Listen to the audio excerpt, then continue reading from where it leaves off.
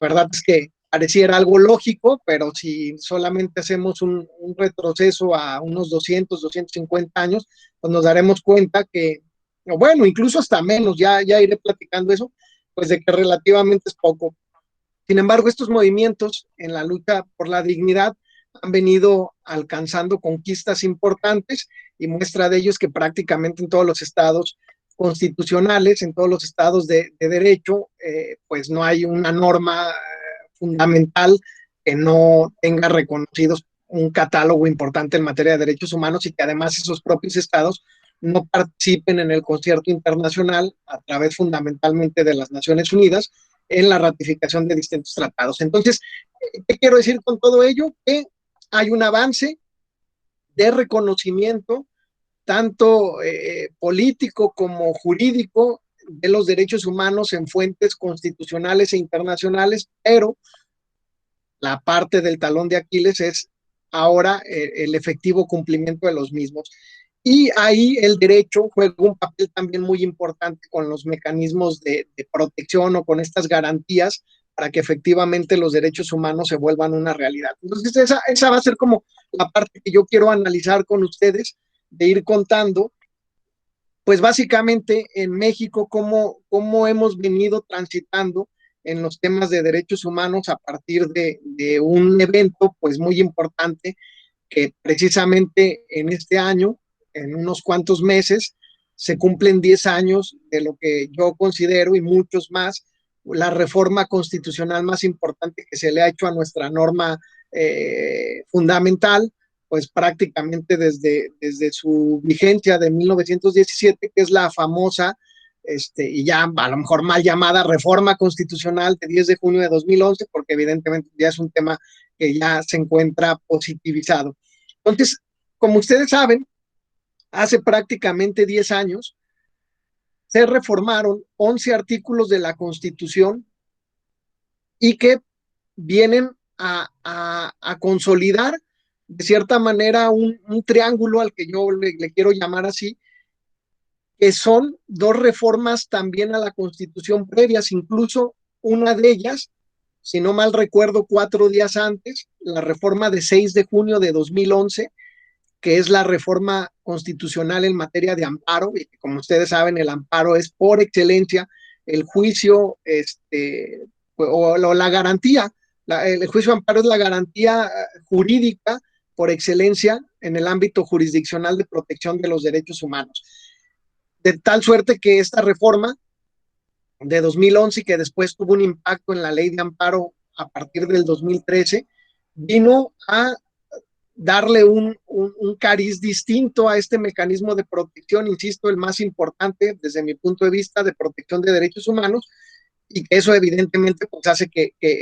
la cuestión de los derechos humanos pues tenga mayor fortaleza. Y por supuesto, una reforma que también impacta muchísimo en derechos humanos, sobre todo en el ámbito de la materia penal, que se dio en 2008, también en junio, si no mal recuerdo, el 18 de junio de 2008, con la famosa reforma en materia penal y seguridad pública, ¿no? Que básicamente lo que establece, pues, es estas cuestiones ahora de un sistema acusatorio, dejando de lado lo que algunos dicen era el sistema tradicional, otros creemos que era un sistema inquisitivo, en donde los derechos humanos, sobre todo en la etapa de investigación del delito, es decir, en esta etapa administrativa, pues eran de cierta manera pues muy vulnerados, ¿no? Ante la poca ausencia de garantías que se tenían en esa etapa procedimental. Y que ahora con esta nueva reforma y que el constituyente permanente estableció, como ustedes saben, prácticamente 8 años para que se implementara en todo el país y que en Guanajuato se fue dando paulatinamente a través de regiones, pues prácticamente desde el 2016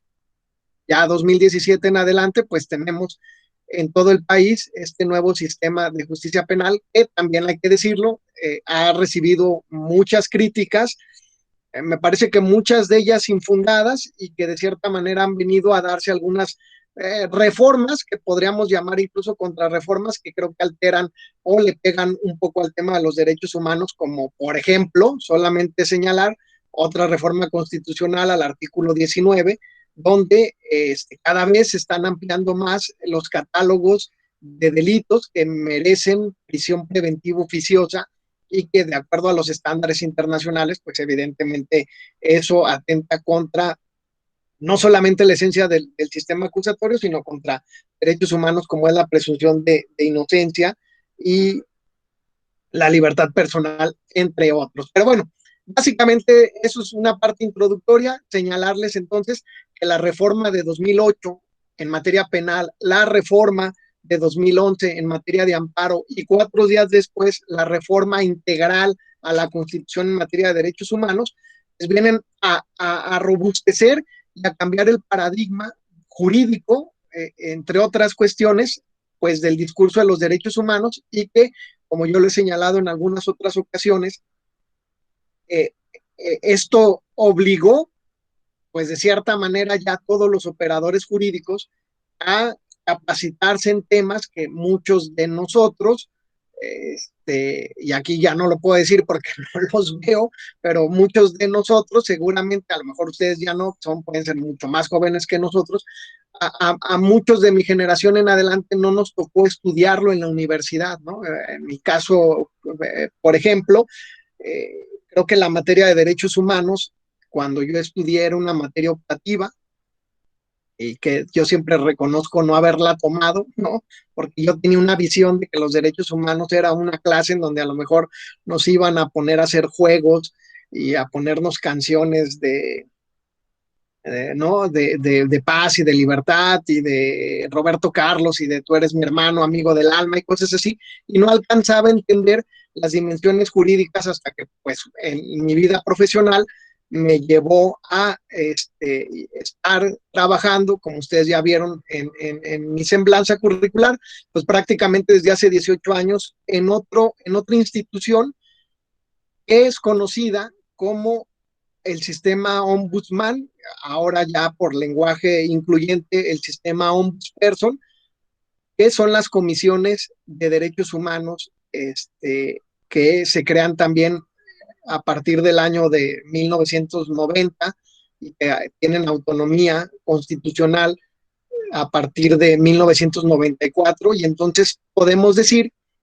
que en México existen, por supuesto, muchísimas garantías, entendiendo las garantías como mecanismos de protección. Existen muchas garantías para proteger los derechos humanos, pero que tal vez las dos más importantes es en el ámbito jurisdiccional, como ya lo dije, el juicio de amparo, y en el tema el sistema no jurisdiccional, la cuestión de el sistema ombudsperson, cuya gran diferencia, insisto, es que en el ámbito, como ustedes saben, del juicio de amparo, es una cuestión donde se resuelven los conflictos en materia de derechos humanos a través de una resolución que es vinculante como una sentencia, y en el ámbito no jurisdiccional, que son las comisiones de derechos humanos, pues a través de recomendaciones que no son vinculantes, pero que tienen un alto contenido moral, ¿no? Y ético, en virtud de la magistratura que tiene, ¿no? Son recomendaciones con una alta investidura de magistratura moral por la calidad de la persona que las emite. Entonces, estas cuestiones pues nos llevan a entender lo importante de los últimos avances a lo largo de los últimos 10 años que ha venido presentando 10, 15 años México en materia de derechos humanos. Entonces,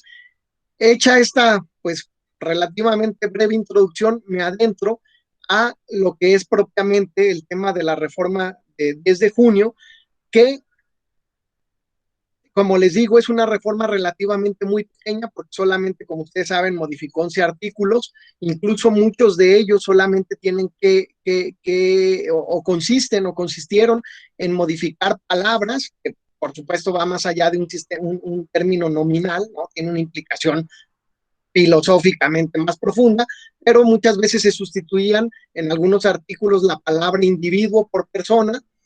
¿no? Y la palabra garantías individuales, que era algo muy utilizado por nosotros los abogados, y sustituirla por el nombre correcto, que son los derechos humanos. Pero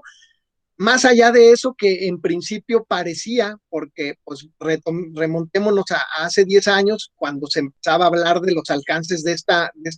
reforma, muchas veces se señalaba que pues no era una reforma tan importante en virtud de que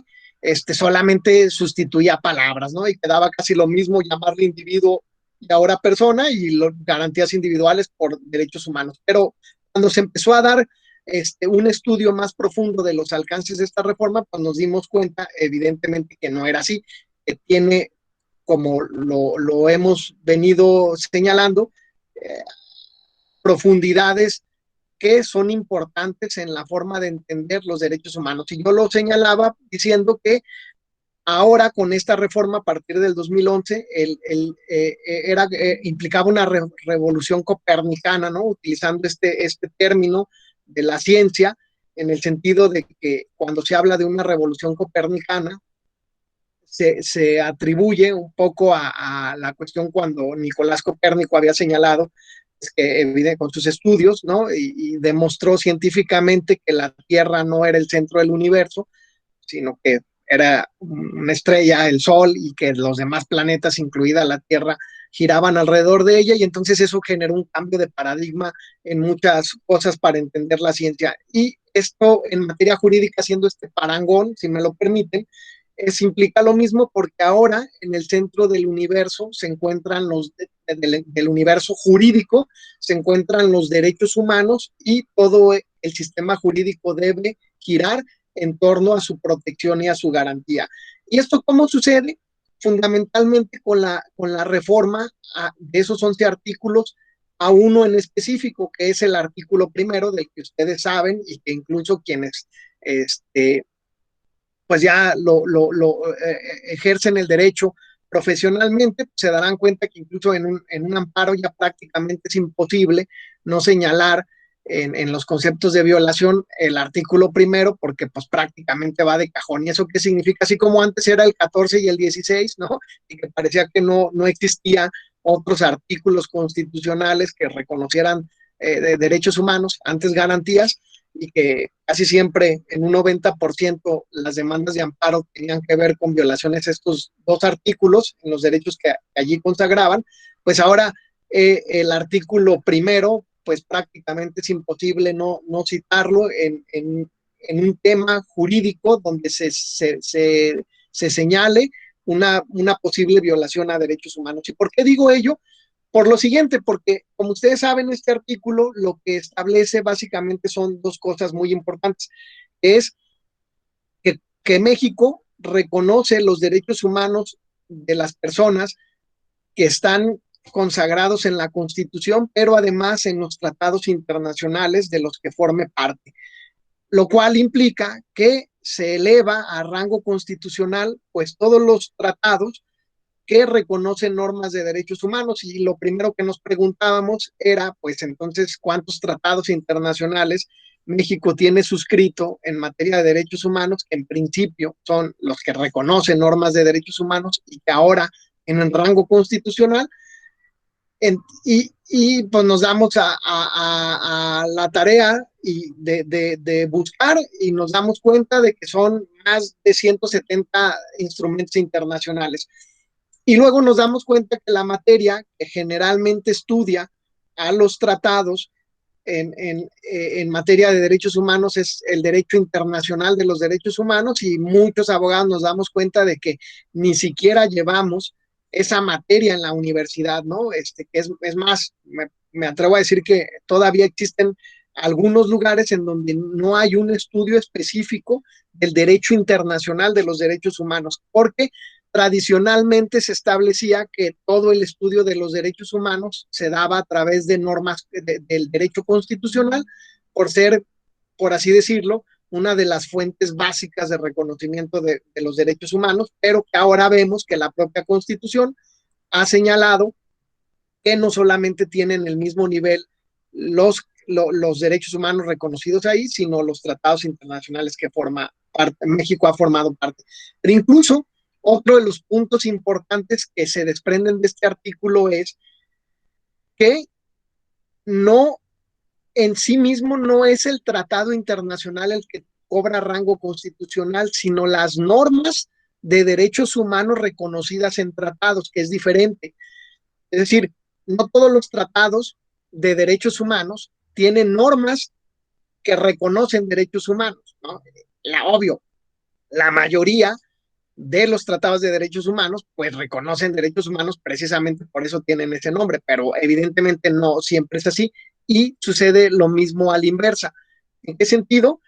En el sentido de que hay tratados que no son propiamente de derechos humanos, pero que reconocen en algún articulado o en algunas porciones normativas normas de derechos humanos. Entonces aquí lo importante no es tanto si el tratado es o no de derechos humanos, sino si el tratado tiene normas que protegen derechos humanos, porque eso es lo que se está elevando a rango constitucional. Y ahí siempre se pone un ejemplo que es muy tradicional, que es, por ejemplo, un tratado que se conoce como el, es el Tratado de Viena sobre relaciones consulares, en donde evidentemente ese no es un tratado de derechos humanos, sin embargo tienen normas que reconocen derechos humanos cuando una persona es detenida en un lugar diferente a donde es originaria y que las autoridades tienen ciertas obligaciones de proteger derechos humanos, sobre todo de debido proceso, y en caso de no hacerlo, pues está violando, por supuesto, un derecho humano, pero también la Constitución en virtud de lo que yo acabo de señalar. Y el ejemplo típico es lo que siempre se ha señalado como el caso de Florence Cassés, entre otros derechos que la Corte estableció que se vulneraron en esa parte, que fue precisamente el no dar aviso al consulado francés o no dar aviso en los términos que se debe de hacer de acuerdo a este convenio, y por lo tanto, como se consagra una norma de derechos humanos en un tratado que, insisto, no es propiamente de derechos humanos, pues ese fue un motivo de agravio en el amparo, alegando una violación constitucional. Y pongo el ejemplo contrario. Uno de los tratados de derechos humanos más conocidos es el famoso Pacto de San José, la famosa Convención Americana sobre Derechos Humanos, que evidentemente no todos los artículos que tiene allí tienen rango constitucional. ¿Por qué? Porque hay artículos que refieren cómo se estructura la Comisión Interamericana de Derechos Humanos o la Corte Interamericana de Derechos Humanos. Pues bueno, evidentemente esos artículos no forman parte de este bloque de constitucionalidad porque no reconocen propiamente este tema. Entonces, esa es una precisión importante que hay que hacer cuando uno ya se adentra al estudio de esta materia, porque insisto, lo importante, con esto concluyo esta parte, lo importante no son los tratados en sí, sino las normas que reconocen derechos humanos independientemente si el tratado es o no de derechos humanos. De ahí que el estudio para el jurista del derecho internacional y propiamente del derecho internacional de los derechos humanos se vuelve también muy importante y complementario, totalmente complementario al estudio del derecho constitucional como estas dos grandes fuentes de reconocimientos de derecho. Ese es, insisto, uno de los cambios importantes. ¿Por qué? Bueno, lo explico al rato, a lo largo. Otro de los aspectos importantes, entonces, insisto, es con esto que acabo de señalar, fue lo que la academia llamó la creación de un nuevo y bloque más amplio en materia de constitucionalidad, ¿no? Que ya se venía dando en muchos países del mundo. Uno de los primeros antecedentes que se tuvo de este bloque fue en la Constitución francesa de 1958, que reconocía o reconoce no solamente los derechos fundamentales de la Constitución, sino que también hace una remisión expresa a derechos humanos de la Declaración Universal de los Derechos del Hombre y del Ciudadano, ¿no? Y entonces los juristas, al ver esa novedad en 1958 de que una constitución también remitiera a otra norma y que le diera la misma validez jerárquica, en este caso en materia de derechos humanos, pues lo denominó un jurista francés como el bloque de constitucionalidad. Y luego, a lo largo del tiempo, otros países, Colombia, España, prácticamente todos los países del mundo occidental fueron haciendo lo mismo. México, hay que decirlo, llegó un poco tarde, porque nosotros, insisto, lo hicimos en 2011, y eso significaba, ustedes no me dejarán mentir, que por eso, cuando se presentaba una demanda de amparo antes de esta reforma y se alegara se tenía que alegar siempre un derecho humano, o en este caso una garantía individual violentada, que estuviera reconocida expresamente en la Constitución. No se podía hacer una remisión sobre un tema de tratado internacional porque pues no formaba parte de este bloque. Entonces ahora,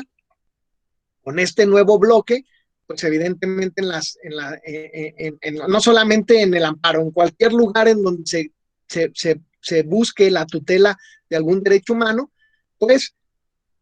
debe de señalarse tanto los reconocimientos de fuente constitucional como los de fuente convencional. Ese es algo importante entonces que tenemos, y que al rato voy a señalar porque también ha tenido algunos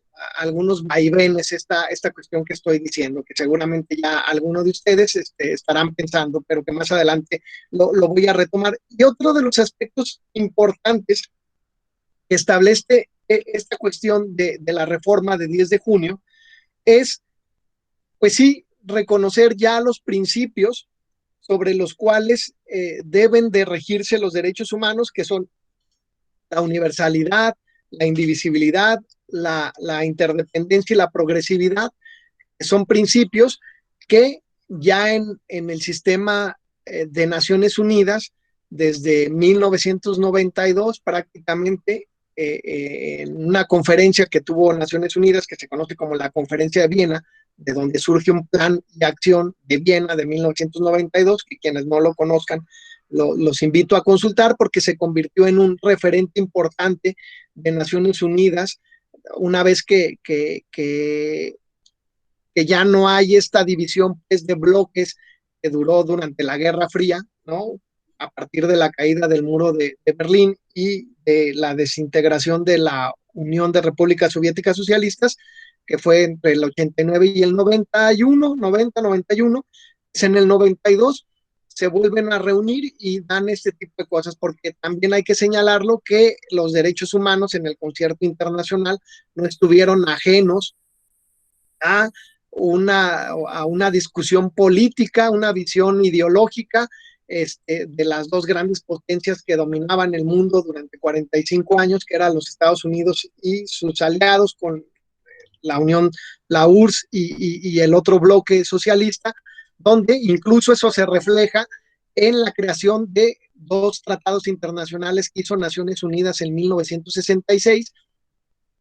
que vienen como a desarrollar de mejor manera la Declaración Universal de Derechos Humanos del 48, porque recordarán que cuando se crean las Naciones Unidas en el 45, uno de los encargos primordiales que tiene Naciones Unidas es generar un catálogo universal de reconocimiento de derechos humanos que constituye un hito en la historia, porque declaraciones análogas a lo largo de la historia de la humanidad no habían tenido ese alcance, ni siquiera la Declaración de los Derechos del Hombre y el Ciudadano en Francia, ni tampoco la Declaración de Virginia en los Estados Unidos, que podemos señalar que pueden ser como los dos grandes antecedentes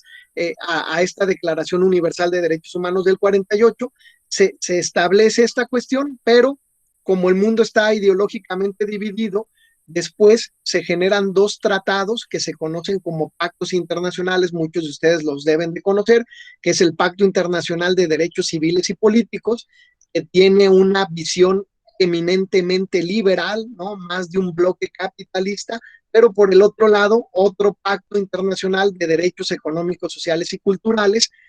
que tiene, por supuesto, como su propio nombre lo dice, también una cuestión más enfocada a los derechos de igualdad y de satisfacción de necesidades básicas, y un ámbito más de índole social. De ahí que a lo largo de estos 45 años y a raíz de esos dos grandes tratados que se conocen como los Pactos de Nueva York, que yo me atrevo a decir que son los tratados más importantes en materia de derechos humanos del sistema ONU, el Pacto de Derechos Civiles y Políticos y el Pacto de Derechos Económicos, Culturales y Sociales, el famoso PIDES, De ahí es que después se habla y que incluso a la fecha se sigue diciendo de manera incorrecta en algunos lugares de los famosos derechos de primera y de segunda generación, donde se privilegia, dependiendo de la ideología, determinado tipo de derechos. Hasta que, insisto, en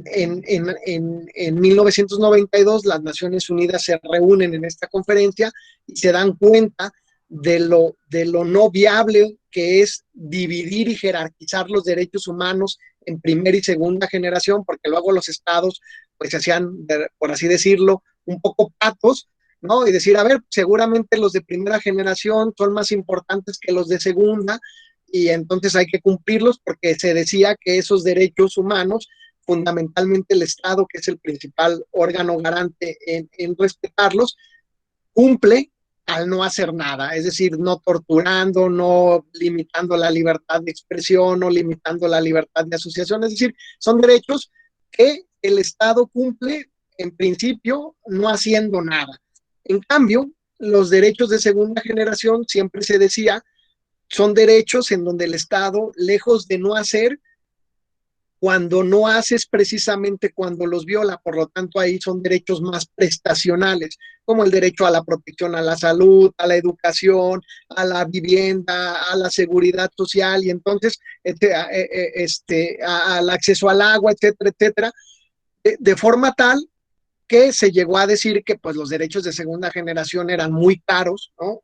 Y que pues entonces pues eran de segunda, entonces hay que darle prioridad a los de primera, y nos dimos cuenta de que eso no funciona así. Incluso, ojo, lo que estoy diciendo es que Naciones Unidas, de cierta manera, eh, eh, dijo en 1992 en este plan de acción de que los derechos humanos, además de ser universales, como lo señala la propia Declaración Universal, también eran indivisibles, interdependientes y progresivos. Tiene que ver con parte de esta visión que yo les digo, que México la retoma hasta 2011. Por eso son tan importantes estos principios, porque pues ya no vale el tema de la jerarquización, porque es mentira que los derechos civiles o los derechos sociales solamente se cumplan no haciendo o haciendo, porque tienen una estructura compleja en donde se deben de hacer básicamente las dos cosas. Lo que sí es cierto es que evidentemente garantizarlos es una cuestión que amerita muchos recursos, pero que incluso los propios tratados señalan que no hay una justificación para los estados de que puedan alegar falta de recursos para no cumplir con los derechos humanos, sino que deben de acreditar que utilizaron el máximo de recursos disponibles con los que cuentan para poder argumentar el incumplimiento. De ahí que existen, a la luz de esto que estoy platicando, ya muchas sentencias en el ámbito, por ejemplo, mexicano, en donde se ha venido dando ya contenido a estos principios de los que yo estoy anunciando. Incluso, solamente por dejarlo de ejemplo, no es que sea el único, pero bueno, es el que ahorita me estoy acordando. Si no lo conocen, invito a leer también, la verdad es que no me acuerdo del número del amparo en revisión, pero busquen un amparo en revisión y pónganle en Google y ahí ya los va a llevar directamente a artículos y a la sentencia de la segunda sala de la Suprema Corte. Pero pongan amparo en revisión, caso pabellón número 13, y si pueden leer esa sentencia de la segunda sala en materia de protección a la salud, de cómo va utilizando esto que yo estoy señalando en el momento de señalarle al Estado que no es suficiente alegar que no tenía ya presupuesto para construir un espacio físico en un hospital para atender a personas con VIH que padecían de cuestiones respiratorias y que por la propia condición de la enfermedad que padecen tenían que estar en un lugar diferente, por eso construir este pabellón era importante. De ahí, a través de una sentencia, cómo se puede ordenar el tema del cumplimiento y la protección a los derechos humanos. Y ahí la sentencia, insisto, es interesante porque va de cierta manera desmembrando esto que yo voy relatando de una manera muy, muy, muy somera. Ok, dicho eso, entonces estos principios pues son muy importantes, pero además también señala el propio artículo uno de los principios de interpretación que son básicos al momento de analizar los derechos humanos, que es el famoso principio que antes se conocía en el derecho internacional como el principio pro homine y que ahora es conocido como el principio pro persona. Significa, como ya ustedes saben, que ante dos o más posibles interpretaciones en materia de derechos humanos, y no solamente interpretaciones, sino aplicaciones de la norma, debemos de escoger siempre la más benéfica, ¿no? Independientemente de la jerarquía que tengan estas normas. Y luego también esto implica, ¿no? Cuando yo daba clases en la licenciatura, a veces había algunos alumnos socarrones que me decían, oiga, maestro, pero si ninguna de las dos normas me beneficia, ¿cuál me aplican? No, pues bien sencillo, la que menos te perjudique, ¿no? Este es el principio pro persona por sus dos vías, siempre aplicar o interpretar la norma que más favorezca o la que menos perjudique. Y esa cuestión es importante porque hace también este cambio de paradigma, esta revolución copernicana de las que yo les hablaba, porque a nosotros los abogados de la vieja guardia, por así decirlo, ¿no? de estas generaciones del 2005 para atrás, que no fuimos entrenados académicamente en las universidades con estos conceptos, porque, pues bueno, no se daba, ¿no? Era un tema que estaba más en la discusión internacional, pero que nos enseñaron a resolver conflictos de antinomia de normas, ¿no? De estos, cuando hay, pues sí, contradicciones, ¿no? Estas famosas antinomias, nos decían que era muy fácil resolver las contradicciones normativas, ¿no? En nuestras clases de introducción al estudio del derecho o de teoría general del derecho, pues nos decían, mira, si tienes una contradicción de normas, es bien fácil, agarra la de mayor jerarquía, ¿no? Y ya, ¿no? Si la norma de mayor jerarquía dice A y la otra B, que es de menor jerarquía, pues apliquemos la A por un tema de jerarquía. Y luego también, si preguntábamos socorronamente, y si son de la misma jerarquía, entonces pues ya también nos decían, bueno, hay un criterio de jerarquía, pero si ese no nos sirve, hay un criterio de especialidad. Y siempre nos decía, norma especial deroga norma general, ¿no? Y el ejemplo típico es si en un artículo del Código Penal hay una figura que encuadre tal, pero si también en una ley específica hay una, ¿cuál aplicamos? Pues la especial, ¿no? Hay que aplicar la especialidad. Y también el de temporalidad, ¿no? Norma posterior, deroga norma anterior. Entonces teníamos esos tres grandes criterios que, insisto, no quiere decir que no existan, claro que siguen siendo vigentes, pero para materia de derechos humanos,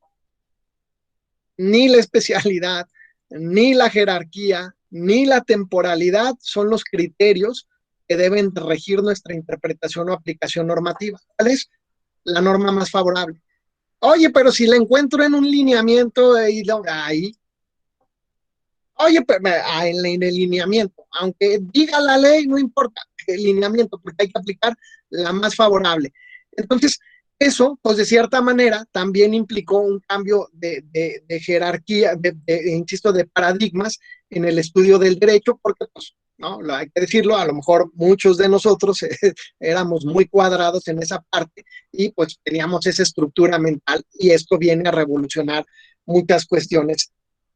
De forma tal que este artículo primero, que es uno de los 11 que se reformaron, que por razones de tiempo no me da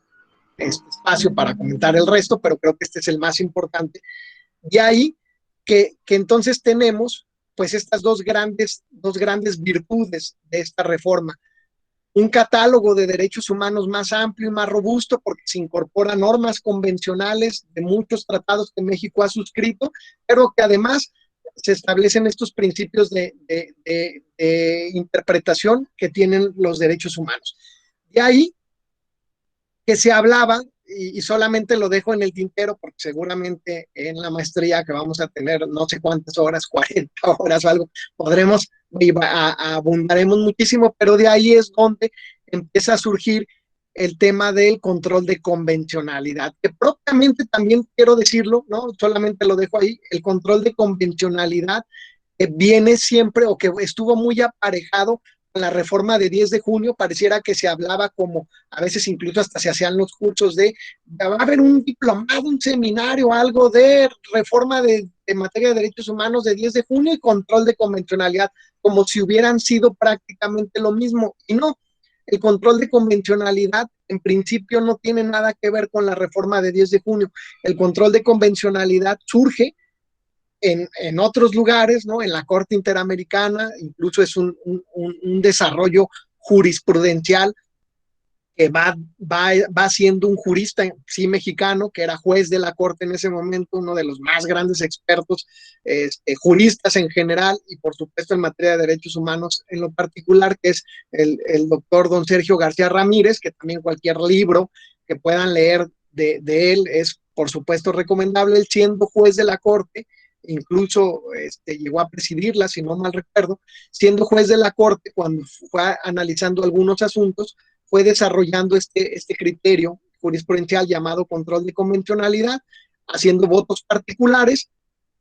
como en 4 o 5 sentencias. El primero de ellos es en una sentencia contra Guatemala, que se conoce el caso Mirna Mac contra Guatemala, y que luego va desarrollando en otras, que sus colegas, los otros 6 jueces de la Corte, pues como que lo ven así medio fuchi, decir,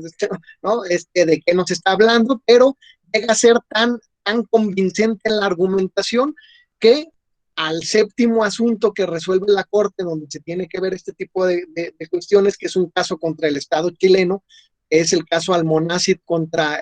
Chile, Almonacid Arellano, si no mal recuerdo, pero sí, es Almonacid Arellano contra el Estado chileno. Es la primera vez en el año 2006, fíjense, en el 2006, donde la Corte Interamericana de Derechos Humanos, ya como órgano colegiado, determina en una sentencia la obligación que tienen los jueces nacionales, en este caso de Chile, de hacer control de convencionalidad. ¿Y por qué en México? Esto que en Chile y en otros lugares del mundo se fue dando desde el 2006 en adelante, ¿por qué en México llega hasta el 2011?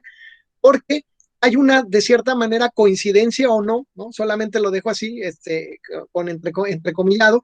de que paralelo a la reforma que les estoy hablando del 10 de junio, que los tratados tienen rango constitucional, hay un asunto contra México, que es el famoso caso Rosendo Radilla, que inicia en la Corte Interamericana en el 2009, pero que es resuelto hasta el 2000, bueno, más bien inicia, no, que se resuelve en 2009, a finales del 2009 se dicta la sentencia, y que para dar cumplimiento a esa sentencia, el Estado mexicano, de cierta manera, se espera, sobre todo la Suprema Corte, porque ya se sabía que la reforma constitucional prácticamente ya estaba por salir, se espera un mes después para dar cumplimiento a la sentencia de Rosendo Radilla. Por eso muchos de ustedes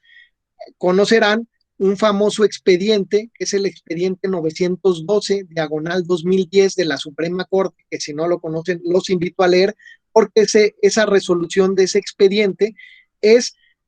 básicamente la explicación jurídica, académica, de cómo la reforma de 10 de junio implica para las cuestiones ahora de control de constitucionalidad y convencionalidad, y que a partir de ahí se va desarrollando un paradigma. ¿Por qué? Porque en este expediente 912 lo que hace la Corte es dar cumplimiento a la sentencia del caso Rosendo Radilla de la Corte Interamericana, donde en uno de los párrafos, en una de las tantas cosas en las que condenan a México y que ya habían condenado, yo lo bromeo siempre en clases porque hago la anotación y les digo, miren, este párrafito literalmente es un machote de un montonal de sentencias previas, nada más le cambiaron México, ¿no? Lo sustituyeron por México, pero era algo que ya le estaban diciendo al resto de jueces de otros países, y donde decía, los jueces nacionales, y no distingue si son jueces locales o federales, habla de jueces nacionales, están obligados a velar porque los tratados internacionales, en ese caso concreto el Pacto de San José, no se vea mermado los derechos humanos reconocidos en ese tratado por normas secundarias que atenten contra los derechos de ese tratado. Y esas normas pueden ser desde la propia Constitución hasta cualquier otro norma o marco normativo. Por eso en el caso Rosendo Radilla, uno de los artículos que se establecían como inconvencionales, que querían que la Corte Interamericana declarara inconvencionales, era el artículo 13 de la Constitución. Sin embargo, la Corte Interamericana, me parece que con muy buen criterio, señala que el artículo 13 no es inconvencional porque está ajustado al parámetro del pacto. Sin embargo, lo que señala, y ahí es donde le pega a la Suprema Corte, es que la jurisprudencia y la interpretación que han hecho el Poder Judicial de ese artículo 13 era inconvencional. De ahí que se puede hablar también no solamente de inconvencionalidad de leyes, sino de inconvencionalidad de jurisprudencia. De forma tal que para resolver ese tema, la Corte tuvo que hacer el expediente 912 y ahí es donde la Corte señala básicamente dos cosas. Primero, vinculan vinculan las sentencias de la Corte Interamericana a la Suprema Corte y dicen que sí, evidentemente, aunque hay dos ministros que en ese entonces estaban que señalan que no, que porque ellos era una invasión a la soberanía y tal, pero bueno, 9 ministros, por supuesto, van con el argumento puntual de que es vinculante al Estado mexicano, porque el Estado mexicano suscribió ese pacto y además reconoció la competencia consultiva desde 1998 de la Corte Interamericana, de forma tal que no puedes alegar cuestiones de derecho interno para no cumplir con obligaciones internacionales. Y ya una vez que resuelven ese punto, que era muy fácil de resolver, el segundo punto es si los jueces están obligados o no a hacer control de convencionalidad, que es, como ustedes saben, verificar que cuando estoy resolviendo un asunto no vaya a aplicar una norma, llámese como se llame, que sea contraria a un derecho humano reconocido en el Pacto de San José. Es la Convención Americana, por eso se llama control de convencionalidad, porque lo que va a controlar es la convención, que los derechos humanos allí reconocidos no sean contrariados por una norma de carácter local. Y además la Corte Interamericana dice, ese trabajo que tienen que hacer los jueces es un trabajo que deben de hacerlo ex oficio, ¿no? Aunque no se lo pidan las partes de forma tal que ahora los jueces, a partir de ahí, pues tenían que tener ya por una obligación. Es decir, yo lo digo bien sencillo, con esa sentencia del caso Rosendo Radilla y que después es ratificada por el 912 de la Suprema Corte, ese juez, además de ser juez penal, agrario, civil, mercantil, lo que sea, le dieron otra chamba y lo hicieron juez convencional, ¿no? ¿Qué significa ser un juez convencional? Que tú tienes que verificar que todos los asuntos que tú vas a aplicar, el derecho no apliques una norma que sea contraria a la convención. ¿Y qué reconoce la convención? Pues derechos humanos. Incluso cualquier norma, insisto, puede ser la Constitución. En el caso de México no hemos tenido hasta ahorita, aunque sé que la vamos a tener porque hay algunas normas constitucionales que son inconvencionales y que cuando lleguen a la Corte Interamericana estoy seguro que las van a decretar inconvencionales, como es el tema de la prisión preventiva oficiosa, como es el tema del arraigo, como es el tema de cuestiones de poca estabilidad o cero estabilidad en el empleo de personal, de cuerpos de seguridad en el 123. Es decir, esas normas constitucionales que aquí en México no las podemos impugnar a través de un juicio de amparo porque no podemos echar a pelear al amparo contra la propia Constitución, porque el amparo a quien defiende es a la Constitución. Es decir, no puede haber normas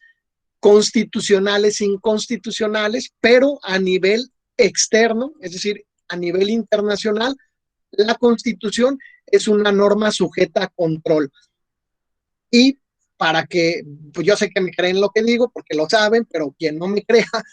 cheque un caso de la Corte Interamericana, que es el caso Olmedo Bustos contra el Estado chileno, que es más conocido como el caso La Última Tentación de Cristo contra el Estado chileno, donde la Corte Interamericana decreta que hay un artículo de la Constitución chilena que es contraria a derechos humanos y por lo tanto en el cumplimiento de esa sentencia el Estado chileno tuvo que modificar su constitución y homologarla, adecuarla a estos parámetros convencionales, porque tenía una norma inconvencional. De forma tal que con esto estoy señalando ya para concluir, esto es lo importante, me parece, de adentrarnos al estudio, porque además dejé muchas cosas en el tintero.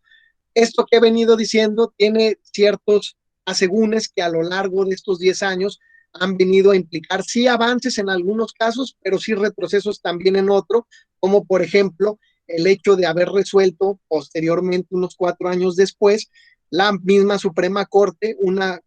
contradicción de tesis que es la 293 diagonal 2011, en donde señaló que cuando haya una colisión entre derechos humanos reconocidos en la Constitución y en los tratados, debe de prevalecer la norma de la Constitución, aun y cuando sea más favorable la del tratado, lo cual le pega un poco o un mucho a uno de los principios fundamentales de los que hemos venido hablando, que es el principio pro persona. Y que eso, pues evidentemente ha sido una decisión que creo que en el ámbito académico ha sido muy criticada y que además, aunque en México en garantías nacionales no se puede hacer nada, porque insisto, no se puede atacar a la Constitución a través de mecanismos constitucionales, en fuente internacional a través de un litigio estratégico, pues evidentemente estos criterios se pueden llevar ante los sistemas tanto de Naciones Unidas como puede ser el Comité de Derechos Humanos o ante el sistema del interamericano como puede ser la Comisión o en su caso la Corte Interamericana. Pero como les dije, el tiempo era muy poquito, ¿no? Creo que apenas estaba empezando la charla y ya estoy viendo en mi reloj que son las 6:56. Así es que para ser respetuosos del tiempo, dejaré el tema aquí a reserva de si hay alguna pregunta. Muchas gracias. Muchas gracias, maestro. Sí, pues apenas estábamos calentando motores, pero bueno, podemos aprovechar esta parte de las preguntas. No tengo preguntas en el chat, así que a quien quiera abrir su micrófono y dirigirte una pregunta directamente, pues aquí es el momento, ¿no? Adelante, adelante.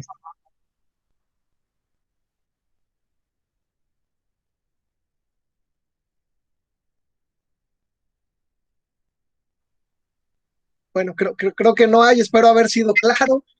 ¿no? Y pues bueno, agradecerte mucho la invitación. Estamos aquí a la orden para seguir coadyuvando con la universidad, mi querido Sergio. Sí, permítame, maestro. Entonces vamos a compartir aquí rapidito la pantalla para agradecerte como es debido. Y bueno, pues por aquí nada más compartir el presente reconocimiento. Dice: la Universidad Santa Fe otorga el presente reconocimiento al maestro Luis Alberto Estrella Ortega por su participación en el webinar La importancia del estudio de los derechos humanos, en la fecha del 25 de febrero del 2021, y firma nuestro rector, el doctor Rodrigo Enrique Martínez Nieto. Como siempre, maestro, pues es un gusto, un privilegio escucharte. Y bueno, pues ahora más que vamos a tener la oportunidad de verte durante algunos fines de semana aquí en nuestro programa de maestría. Pues muchas gracias y te mando también un saludo de nuestro rector. Y muchas gracias también a todas las personas que nos hicieron favor de acompañarnos. Por aquí creo que alguien levantó la mano. Reina, ¿es correcto? A lo mejor nada más era para señalar. Bueno, sí, parece que no era nada más. Solo era eso. Va, que va. Pues muchas gracias. Les agradezco la atención y seguimos en contacto. Un abrazo, Sergio. Un saludo a todos y a todas. Gracias a todos los que participaron. Muchas gracias. Con permiso.